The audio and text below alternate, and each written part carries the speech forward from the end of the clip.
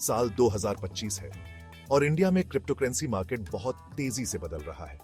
बहुत से नियम कानून अभी तक साफ नहीं है, लेकिन बिटकॉइन, इथेरियम और सोलाना जैसी क्रिप्टो करेंसीज की पॉपुलैरिटी बढ़ती जा रही है। बिटकॉइन अभी भी नए इन्वेस्टर्स के लिए पहली पसंद है और इथेरियम अपने स्ट्रॉन्ग डेवलपर कम्युनिटी और डीफाई एप्लीकेशंस के साथ एक लीडिंग प्लेटफॉर्म बना हुआ है। सोलाना, जो अपनी स्पीड और स्केलेबिलिटी के लिए जाना जाता है, इंडियन ट्रेडर्स और डेवलपर्स के बीच भी पॉपुलर हो रहा है। इंडियन गवर्नमेंट ब्लॉकचेन टेक्नोलॉजी की पोटेंशियल को समझती है, लेकिन क्रिप्टो करेंसीज के लिए अभी भी कॉशियस है। नए टेक्नोलॉजीज जैसे कि सेंट्रल बैंक, डिजिटल करेंसीज और बदलते हुए नियम इंडिया में क्रिप्टो करेंसी मार्केट का फ्यूचर तय करेंगे। इंडिया में क्रिप्टो करेंसीज का सफर अभी शुरू हुआ है।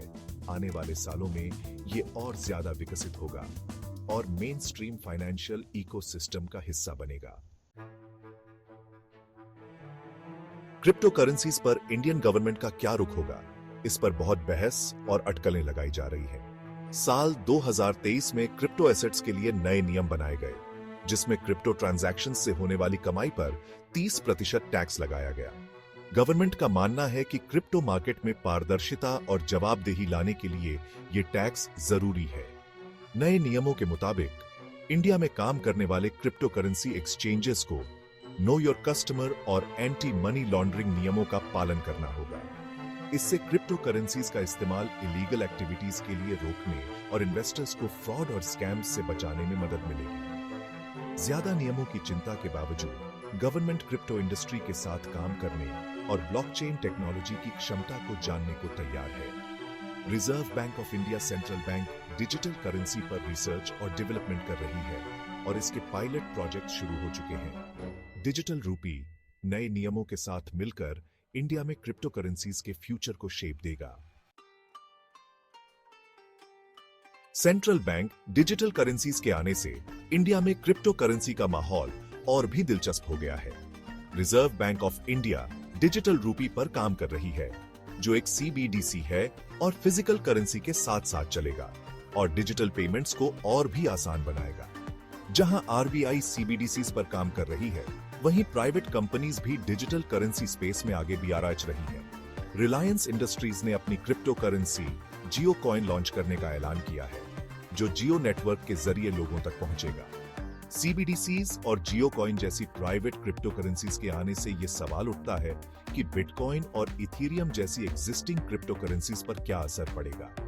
कुछ एक्सपर्ट्स का मानना है कि CBDCs एग्जिस्टिंग क्रिप्टो करेंसीज को कंपटीशन देंगे, जबकि कुछ का मानना है कि ये दोनों साथ साथ चलेंगे। इंडिया में क्रिप्टो करेंसीज का फ्यूचर गवर्नमेंट रेगुलेशंस, CBDCs के डेवलपमेंट और प्राइवेट सेक्टर इनोवेशन से तय होगा।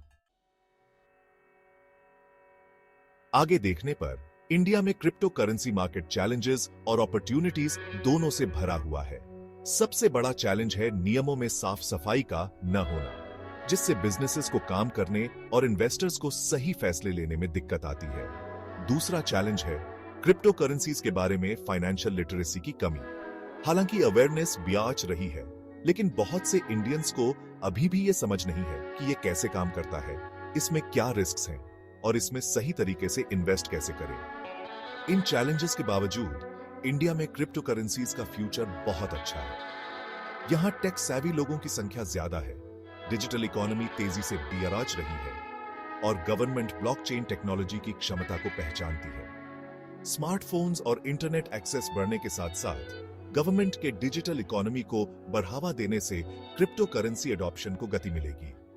फिनटेक सेक्टर में टेक्नोलॉजी इनोवेशन की मजबूत परंपरा के साथ इंडिया ब्लॉकचेन और क्रिप्टो करेंसी स्पेस में ग्लोबल लीडर बन सकता है।